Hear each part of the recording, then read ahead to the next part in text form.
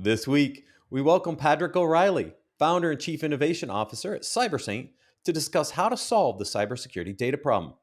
In the leadership and communication segment, why companies should consolidate tech roles in the C-suite. End of an era, security budget growth slows down. Global cybersecurity workforce growth flatlines, stalling at 5.5 million pros, and more. Business Security Weekly starts now. This is a Security Weekly production for security professionals by security professionals. Please visit securityweekly.com/subscribe to subscribe to all the shows on our network.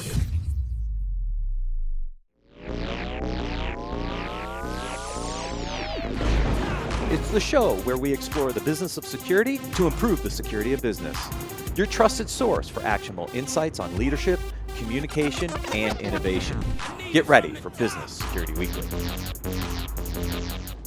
Your customers' and employees' identities are your responsibility to keep safe. But who is helping you stay safe from identity-based threats? Identity is the key to getting security right. And with the right identity partner, so much more is possible for your business than you thought. From strengthening cybersecurity to increasing revenue to reducing inefficiencies and costs, Okta unlocks growth and new possibilities for its customers. Go to securityweekly.com/Okta to learn more about Okta and the company's commitment to leading the fight against identity attacks. Panoptica, Cisco's cloud application security solution, provides end-to-end lifecycle protection for cloud-native application environments. It empowers organizations to safeguard their APIs, serverless functions, containers, and Kubernetes environments. Panoptica ensures comprehensive cloud security, compliance, and monitoring at scale, offering deep visibility, contextual risk assessments, and actionable remediation insights for all your cloud assets. Get more information at securityweekly.com/Panoptica. ThreatLocker implements a least privileged approach to cybersecurity, blocking every executable unless specifically authorized by your team. This methodology mitigates ransomware, supply chain attacks, and zero-day exploits, and ensures 24/7, 365 protection for your organization. To learn more about how ThreatLocker can help prevent known and unknown threats in your digital environment, safeguard your data and operations from threat actors, and align your organization with respected compliance frameworks, visit securityweekly.com/ThreatLocker. Welcome to Business Security Weekly. This is episode number 364, recorded September 16th, 2024. I am your host, Matt Alderman. Joining me for this interview segment today are my co-hosts. Both are back in the chair. First, Mr. Jason Albuquerque. It's been a minute. And it's been a minute, Matt. We got a lot of football to catch up on, man.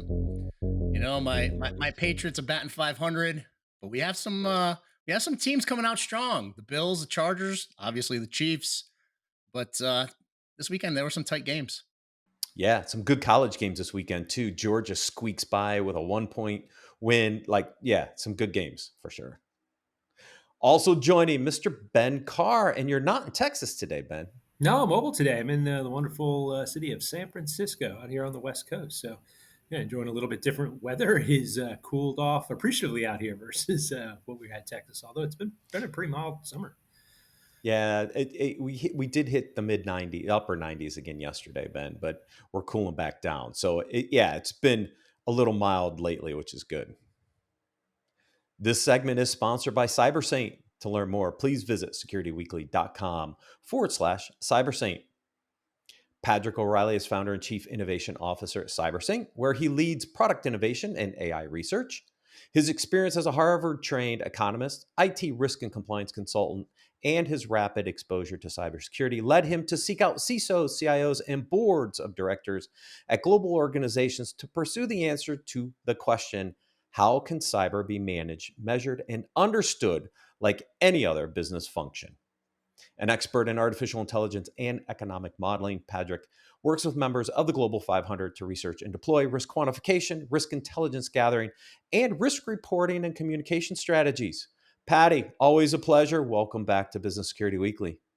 Thanks for having me, gentlemen. It's great to be back. So for the record, Patty and I work together on a daily basis. I get to pick his brain, which I love. So I'm going to start with two I'm going to start with two questions, Patty, because I don't think I've asked these questions before, and it leads into the segment. Star Trek or Star Wars? Star Trek. Favorite Star Trek character? It's got to be Spock. Okay. So my answer is Star Trek.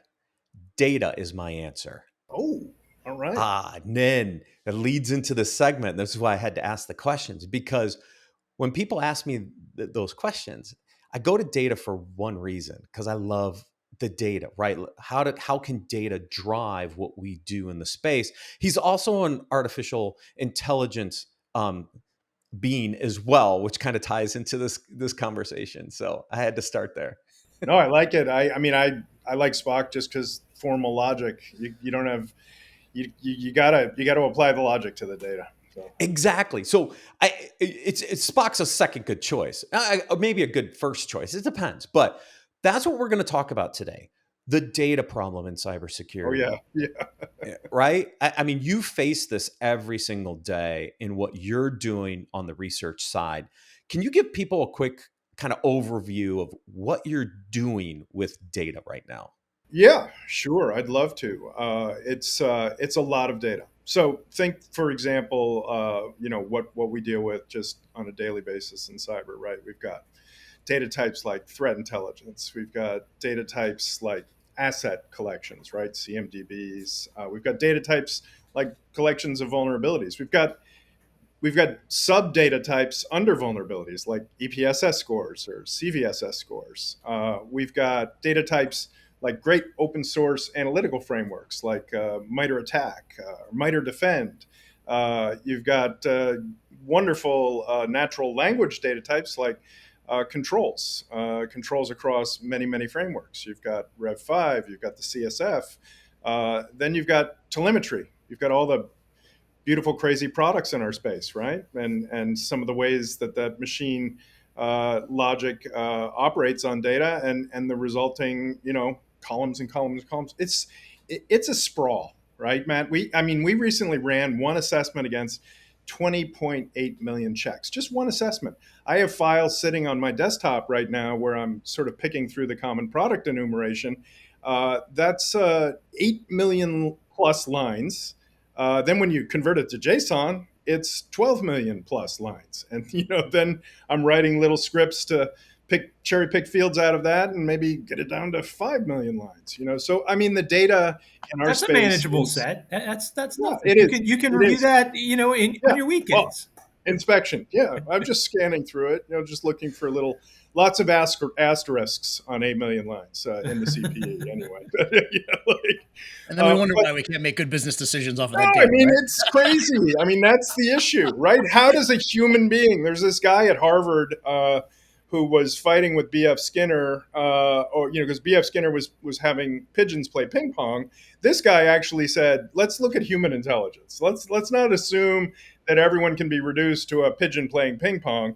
And the guy's name was George Miller, and he kind of tried to warn us in cyber. He said, look, the human mind can look at 7 items and keep it in short-term memory. 7 plus or 2, plus or minus 2. So you've got some people who can do 9, some people who can do 5. How the hell, do you take some of the data we're working with here in cyber and even get a human mind to make cogent decisions on it, right? That's the problem. Yes. This is the age old problem, right? And the reason I wanted to pull this segment is because what you've been working on, Patty, I think is really interesting is how do you model the massive amounts of data and you leverage some of the new emerging technologies, right? Because as you said, the human brain can handle somewhere between 5 to 9. We're dealing with millions of data sets in multiple dimensions, right? I mean, you just rattled off like a half a dozen, and there's probably a few more, right? So that makes this problem super, super hard. Yes, it makes it tremendously hard. But there's good news. These data types can be related to each other. They can be related to each other deterministically. So you can say this entails that. So CVE entails asset. Entails, is it in the CISA Kev catalog? entails what's its EPSS score, entails has it been seen in the wild, right? You can start to build out logical structures, and what we're doing is building it on a graph neural net.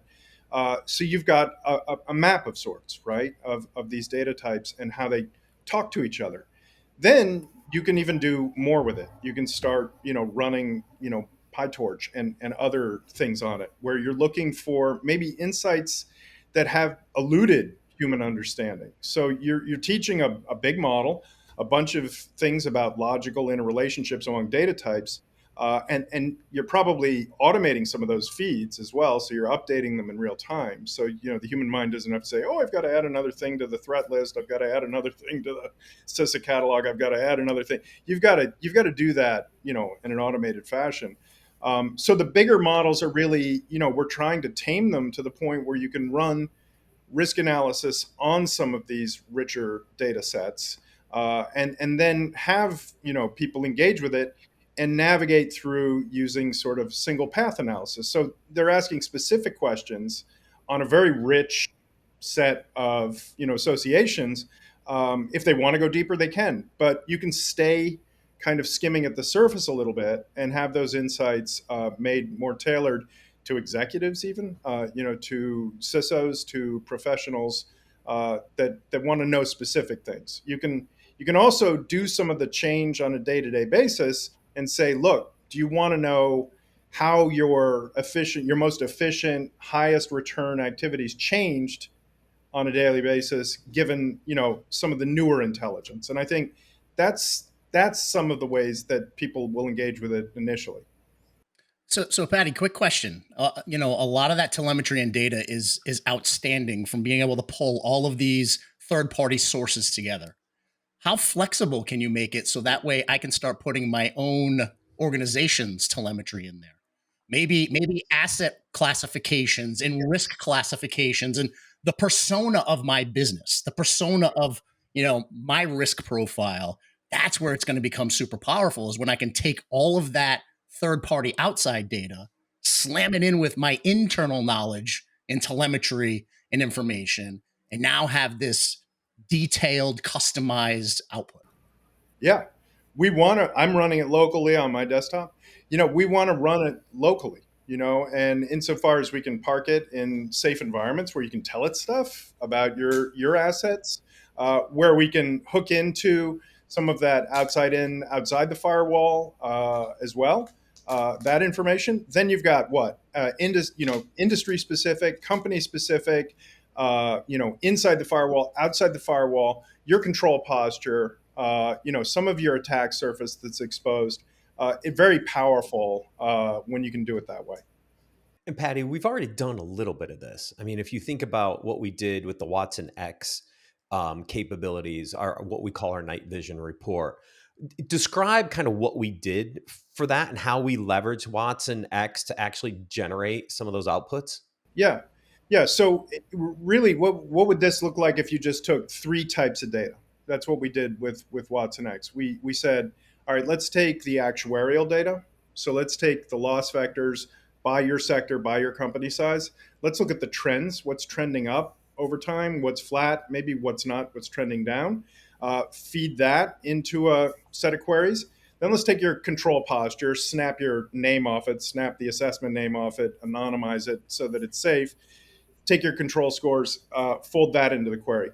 Then let's look at vulnerabilities as they're coming in, and look at trends over the last year around which vulnerabilities are hot, how they map to control frameworks. So some of the natural mapping of CVE to specific functional sets of controls.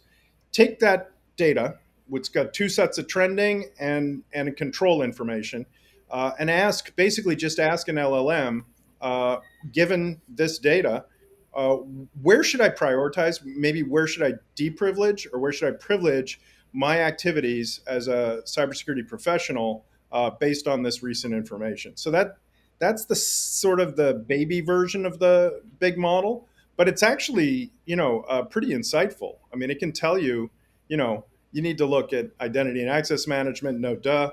You need to look at some system and communications protection, no duh. But these things are grounded in the actual real data. Now you're feeding it maybe 2 or 3 thousand data points, so you're providing some context for the LLM, so it doesn't have to run off and start hallucinating. It's not going to read Moby Dick in order to understand how to answer your questions about your control posture. So that helps it stay on point a little bit. So it's been really fascinating to hand that to customers and see what they get out of it. Yeah. So some of the things that are hot topics, obviously, right now in AI are governance and ethics and making sure that your data estate is secured and protected. What are some of the maybe ethical and or governance items that we need to be thinking about as an organization before we put something like this in place, right? Because we want to be proactive. We want to make sure that we're designing an ecosystem that we can snap in tools and features and functionalities like this, but we want to make sure that we're doing the foundational things first, right? We're thinking about the ethics, we're thinking about the governance involved. No, that's a great question. I mean, right now I was just on a call where they were going through the EU's AI Act, and their company, before they really do anything, has to run it through EU mostly, and then NIST AI RMF as a sort of secondary consideration. I'd say that the big two are drift and bias. And bias is huge, right? And then you get into deep, data protection technology as well. So, those, if you've got models that are just drifting and coming up with crazy answers, that's got to be addressed. Bias is huge around, anything that produces human, HR data, right? If you have bias either in your how you go out to the market and solicit resumes or post job postings, that stuff you really have to nail down because there's a lot of legal liability around that, natural to it. And then data protection. I think data governance is having a bit of a renaissance because of this, in a sense. So it's really reframing, the whole PII, EFI, all of that in terms of the AI. That's been long overdue, I think, in our space anyway. So it's a good thing. Agreed. It is. It's a catalyst right now. It's a little bit of a fire being lit underneath organizations because every time they come chat with us about, hey, we want to take advantage of AI, whether it's on the Microsoft platform or Salesforce or whatever the case may be, the first thing we do is evaluate current state on their data protection and data classification and say, all right, well, where are you? Right? Are you protected enough? But with that, while we're in this gray area, this growing period, what's that balance between the human and the AI? We're going to need that collaboration in the interim, aren't we? Oh yeah, definitely. I mean, there's so many points of contact between the human and the AI. I mean, I think in some ways the conferences all last year were all about that. What are your workers doing with GPT? what are they feeding it? What are they feeding it? Which led to a whole round of like shut it down. It did. Right? The knee jerk. Yeah, and I think organizations are getting a little more comfortable with that, how you engage with it. I mean, you have to do it safely, obviously, but there are ways to do it. I mean, for example, like we get asked questions when we push stuff to Watson, and the main concern is, are you logging any of this stuff? And they aren't, and we aren't, and in fact, in order to log it, we've got to build functionality around that and log it. And it's actually better to not log it just from a straight business perspective, but it's also from a safety and privacy perspective way better as well. Yeah, I mean, that was some of the design principles we had to think about, Patty. Like a lot of people are using the kind of chat GPT from an open source perspective. Nobody wants to send their data there, which is why, we partnered with IBM. We already have a partnership with them in other aspects. It was a logical fit for us to leverage what Watsonx already had on the IBM platform. But that's one of the questions I think people have to ask is, which GPT are you using? Because if you're using chat GPT on kind of the public open internet, all your data is going up there and people are learning off of that data. Yeah, you want to you likely want to use it how we saw that company we talked to this morning use it, which is, you've got it parked in Azure, it's segmented, that's an approach that I think is much more viable for and cuts down the risk significantly. Yeah, for sure. All right, so we started with NightVision as this report, right? 3 inputs, that was it. what what we're building now is where I see the future of this going, and it's not to solve world hunger or anything crazy. The way I see this, Patty, is simply a way to prioritize recommendations. At the end of the day, what we need the data to help us do is, based on all these inputs, what are the 5 to 9 things, right? Back to your original analogy. Humans can only address 7 plus or minus. What are the 5 to 9 things I should think about today? Like, if we could boil it down that simply, that has a lot of power, I think, in solving the bigger data problems around cybersecurity. Oh yeah, for sure. And if you are able to say, "Here's your your 5 to 9 things," and you get asked, "Well, why?" and you can provide an answer that's data driven and analytically, you can be transparent about some of the analysis you've done.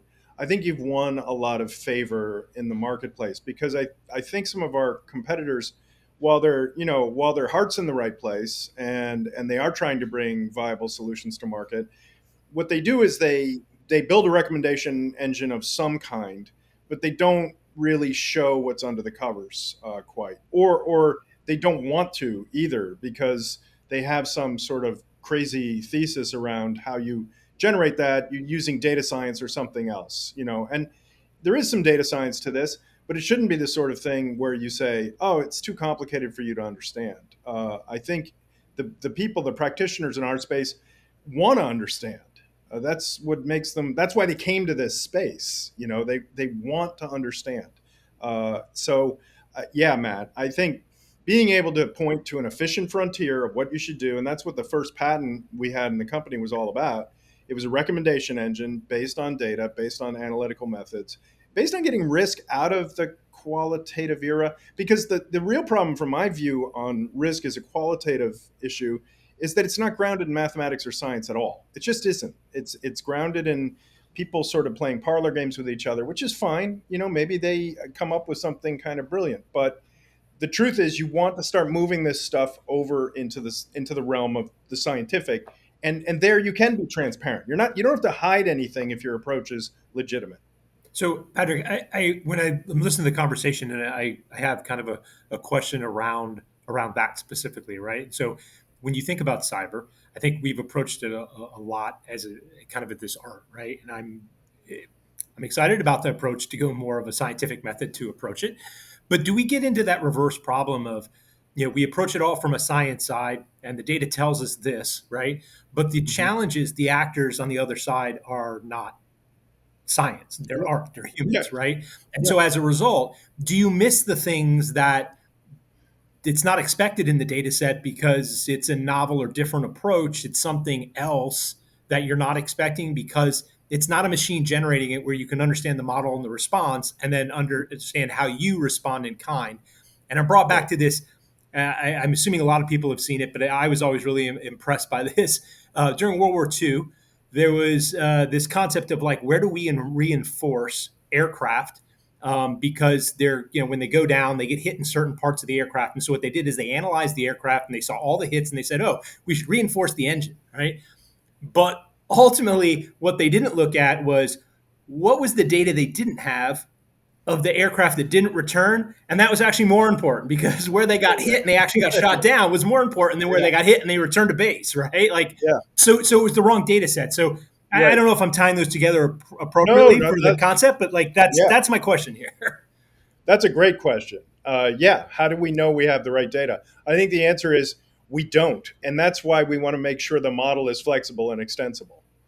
Yeah. I mean, you're right. You're exactly right. You might come up with something that gives you a brilliant answer. It could be wrong. The wrong answer, right? Like, yeah, you brilliantly arrived at the wrong thing. Which happens all the time in quantitative and in science. It's like we got a brilliant answer with a brilliant model, but ultimately it's just a model. A model is not reality. And the reality is, yes, someone should have gone out and looked for the planes that had been downed. I mean, and there are analogs in cyber. Look at companies that have been breached. How did they get shot up? And that the model does contain that. It's funny, like, opposite side of the same coin, Ben. My brain automatically went to what happens when we have too much data. Yeah. What happens when we're looking like we have ADHD when we're sitting in front of the board because our priorities are changing every month, right? So how do we balance that, right? Because I want to be going in front of my board on a quarterly basis saying, here are the priorities. The next time they see me, I don't want those priorities to be completely upside down and different, right? And have it change all the time. You have to lock in the data that you're using for some period of time, right? Like you can't add a new factor every month. Otherwise, the data is going to drastically change and you're going to get dragged in a different direction. Yeah. There's a beauty of having live fire data every day, right? Live data. There's a beauty to that. But there's also a risk that we're gonna have that ADHD moment where we're changing all the time. No, that's a great point. But I mean, I think scientifically you would say that how sensitive is this model to initial conditions, right? So the fear when you talk to cyber professionals is that one little thing changes and it's the butterfly effect, right? Butterfly theory. Everything cascades downstream. It does not really look initially like one small thing can throw the models into complete chaos. So, I mean, and as far as the data overkill part, this model is to tame that, and there's a human-centric design aspect of it, right? Which is like the human. Think for example of just the great threat products we have on the marketplace. You go into them, you see a bunch of nodes, and it's kind of beautiful. You can kind of navigate a single path from the threat to the CVEs to the TTPs, all that. Then they start throwing in things like IPs, hashes. That's all in those graphs. What human brain is reading the IPs and the hashes, right? That's the human brain is not reading the hashes and going, oh yeah, that's what I've got to do. I've got to aggregate the hashes. So that's the machine readable stuff, right? And tell the machine that stuff. Yeah. Come on, I know Jason can calculate IPv6 Maybe Jason. just right off the bat, right? In a heartbeat. Yeah. But see, we want to bury the complexity to some extent. We want the complexity to work for us, not against us. Yeah, because I think the complexity, Jason, is getting in the way, right? Because we have so much data, it's so complex that we're stuck. Like we don't know what to do next. If we can let the machines handle the mass, and to me, it all boils back up to the risk conversation that we've had on this show for years, right? How does all that data influence where are my top risks? And to Patty's point, I don't think one little data point is going to shift your risk profile dramatically, right? We stay focused on the right risks. If we're reporting back from a risk perspective, then we have some continuity in our quarter over quarter plans. But it's possible that one risk changes in priority or starts to shift as the data that's happening in the market real time is actually influencing those risks. And I think that's where the machine and these models can actually help us like get out of neutral. So is the vision that cyber just becomes an accounting practice and we're all out of a job and bored?